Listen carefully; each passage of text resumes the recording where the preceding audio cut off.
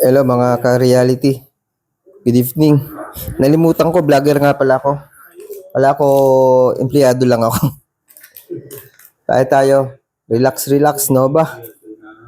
Nanonood ako ng vlog kay JP Noy, yung sa Japan. Tayo, nanonood lang din tayo ng mga vlog. Mga kasamahan natin, mga kaibigan natin. Nalimutan ko talagang vlogger ako. Nag-relax ako, inom na ako nung tea. Yung ginamit kong tea ngayon, yung Lipton na apple. Tapos sinamahan ko siya ng soya milk na sweet.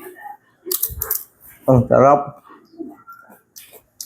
Ano siya, hot milk tea. Tinikman yung asawa ko, okay daw. Nalimutan ko din i-vlog yung paggagawa. Tinapos na. Madilim eh. Wala pang ilaw. Bukas, o sa isang araw, may pasok kasi ako, busy ako eh. Tingnan ko na sa hapon ko makagawa. May kakabit yung ilaw. Sa bubong na ilaw namin, ilagay ko muna doon kung okay. So, kapag okay, bala ko kasi, breaker. May isa ba dyan ipakita ko sa dyan.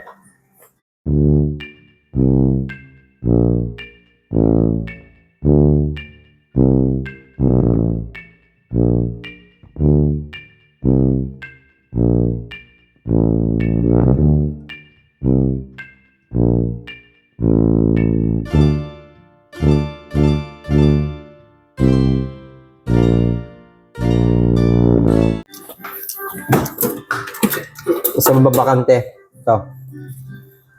Bala ko nalagyan ng isang breaker. Bubutas ako dito. Sa tapat nito. Sa likod. Hindi pa kasi napipinish yung likod dito. Maglalagay ako ng daan ng wire. Papunta doon. Dadali ko dito sa terrace. Isang breaker yon. Tapos yun yung magmumultiply ng magiging line siya. Papunta sa ilaw. Tsaka outlet doon sa labas. Kasi dalawang pole yung breaker. Magtitigisa sila ng 20 amp. 15 amperes lang siguro. Hindi masyadong gagamitin yung Yun yung gagawin ko siguro. Pero pansamantala, ito. Yung switch na to, nasa taas siya sa bubong. Kung mapapansin nyo, kung makikita ha, liwanag. Bigla lumiwanag sa dulo. Yung maabot doon, lalagay ko na lang dito sa may bubungan dito. Wala. Yun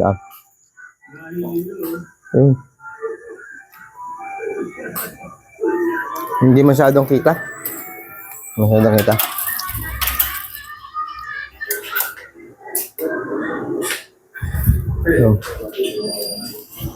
Yun yung gagawin ko. Yung update ng sigmura ako. Nagtagal. Nagpalit ako 2 beses ako nagpalit ng gamot. Dati iniinom ko omeprazole. Hindi magandang epekto sa akin. Dati ko naman yung gamot na kala ko okay pa rin. Kasi hindi naman ako lagi na umiinom ng gamot eh. Ganun na. So, hindi ko alam kung bakit umatake sa akin ng medyo mabigat yung atake. Hindi naman ko ng gamot. Ginawa ko na lang. Pinaltan ko ng gamot. Kasi may isang gamot na binigay sa akin si doktora. Dati. Gasmutin. Kasi nga, nagreklamo ako din sa gamot na may ibang epekto. Binigyan niya akong gasmutin.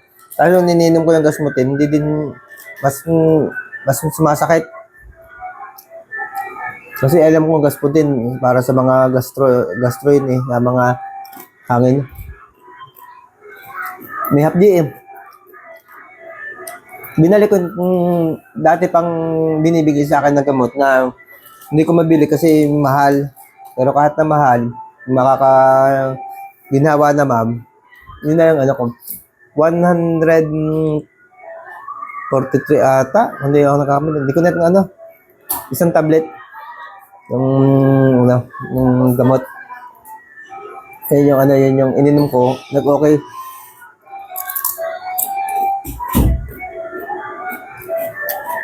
Kumakain na ulit ako. Hindi tira. Kung ano na naman kinakain ko. Okay eh. Kap. Ganda nung pinapanood yan. Lagi ko din pinapanood yan. Gaganda. Nakikita ko yung mga ano ng Japan. Yung kultura sa Japan. Ganun.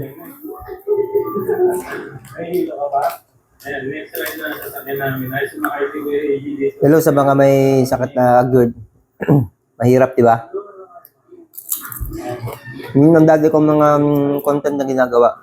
Yung mga iba nyo dito, alam ko, namimiss niya yung mga ginagawa kong content para sa GERD. Basta positive lang lagi tayo. Isipin natin, kung may umatake man yan, lilipas din yan. So, talaga napakahirap ng sakit niyan.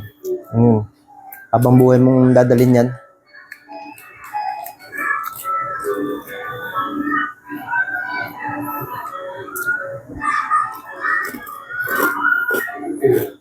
Guys, papakita ko din sa inyo yung ano.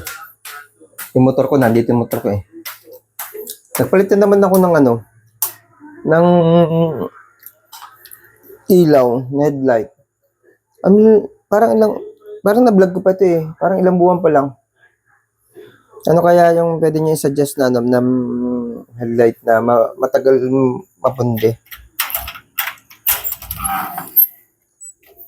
Ito, motor ko. Palit na naman ako ng headlight niyan. Dito ko na linagay eh. Yan. Dito ko na kasi linagay sa likod ng bahay. Tinabunan ko ng buhangin. Yan. Ilawan natin. Yan. Nagano ako ng buhangin. Punta dun. Tapos linagay ko yung itong trapal ko. Yung dating nado sa unahan. Dito ko linagay.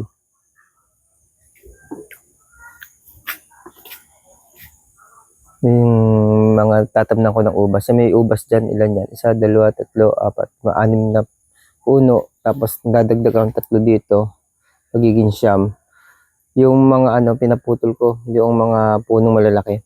Wala na, yung malalaki. Kundi natira na lang yung puno ng yung nyug na dwarf, 2. Hindi ko na tatanggalin yan. Tapos yung mangga. Magiging tambayan ko yung manggang yan eh. Kaya hindi ko tinanggal yan. 2 yan. 2 puno magkatabi. May saging doon. Tatanggalin ko na yung saging. Yan. Ito. Areang ito. Gagawin ko itong grahe. Soon. Pag may pera na ulit ako. Pero unahin kong pa-finish ito. Ito. Lahat ng labas pipinisin na yan. Siguro next budget namin dyan kapag dumating na yung bonus ko ulit yan yung bonus ko sa Mayo mid-year. Kapag dumating na ipipinis na to lahat 3 side na lang kasi yung unahan di ba napinis na ang hindi na lang itong 3 side yung left and right saka back pagka yan na aliko upo tayo dito sa motor. Kapag na finish ko na yan, sunod naman, itong location na to, itong area itong pintuan, ililipat ko yan dito.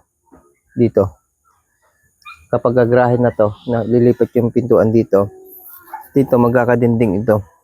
Diretso, hanggang dun. Papunta dun. Dito sa likod, gagawin ko dirty kitchen yan likod. Dirty kitchen. Magdudugtong ako dyan. Siguro ilang ano ito. 1, 2, mga 3 metro. Maluwang yun. 3 metro. Almost 15. Mga 15 o 16 feet. Mga 16 feet. Pinakalong dulo ng lote, may boundary, kanal, papunta dun. Sa gagawin kong mga bibi, yung aming ginamit na tubig, dun babagsak sa paliguan ng bibi. Maglalagay ako ng ilang bibi na may itlog, tsaka manok na free range. Pagsasama-samahin ko na doon para isa lang pagpapatuka. Tapos ito nga, mga halamanan yan, halamanan. Tapos ito nga, mga halamanan yan. Yung manukan, alisin na yun. Yung manukan, linipat na dun sa bandaron. Bandaron na yung manukan, nalipat na. Yan yung tinanggal na, no, na tuod. Yan. Yan yung tuod ng nyog na tinanggal doon sa terrace. Kaya okay ng terrace. Yan. Tingnan natin. Nagyan ko muna ng ano. Baka umulan. Papatakan ng ano. Okay na yan. Wala na. Dito yung ano. Nandiyan yun. Yan ah. Nandito yung mga ano yung mangga. Ano, dyan yung mangga. Dito naman yung nyog. Yun na nga yung nyog, oh. Yan. Oh.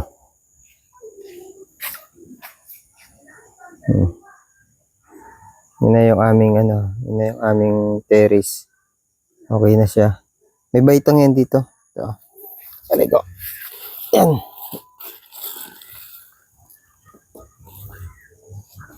May baitang yan. Ano? May baitang yan. Hindi ko na i-vlog. Nalimutan ko vlogger ako eh. Ayan. Siguro itong mga nasa paso na ito na grapes. Siguro doon ko ilagay. Sa tabi. Kasi yung motor ko doon dati nakapark yung motor ko eh. Dito ko na siya ipapark. Ito. Hanggang dyan. Kita niyo poste. Hanggang dyan yung magiging ano yan. Tatambakan ko yan. Tapos sa sementohan ko na lang muna agad siguro.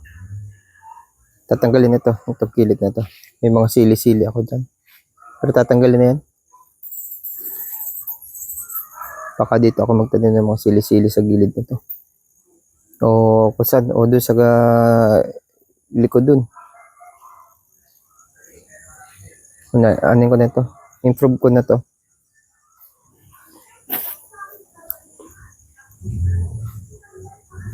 I-improve ko na. Ang problema lang talaga dito, madami lang ako. Ayan, no. Ito na finish na to eh. Finish na yan. Unahan. Ito na lang yung pipinish yan, yung gilid. Tatlong side. Dalawang gilid, tapos yung left and right, tapos yung back, yung likod. Pero dito maglalagay ako ng brake. Yung isang breaker din, dito ko lalagay yung ano. Yung dito ko dadaan yung linya. Papunta dyan. Tapos papuntang likod. Hindi, baka kumuha din ulit ako doon na isang sa main. Punta sa likod. Kasi ang main breaker talaga niya nasa poste eh. Andun, may poste ako doon. Ayan, dito may breaker.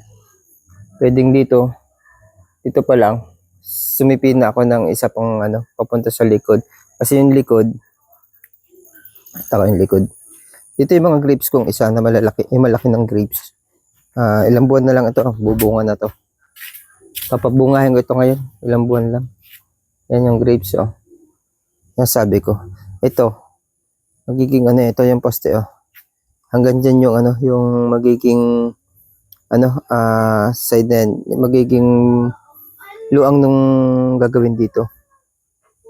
Papunta dun. Ganun. Hanggang dun sa dulo. Ayun. Yun, posting yun, hanggang doon. Papantayan ng dulo eh. Maluang yan. Napakalaking, ano yan. Tudugtungan na lang siguro ang bubong. Napakalaking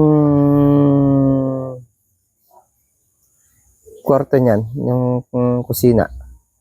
Sobrang laki. Diyan na rin yung kainan, lutuan, diyan na rin. Pagsasama-sama. Itong loob, pero ano lang yan, counter ko na lang yan. Itong ubas, maalis yan dyan. Bubungan na naman yan. Pero mga 2 years pa naman to. 2 to 3 years. Bago magawa to.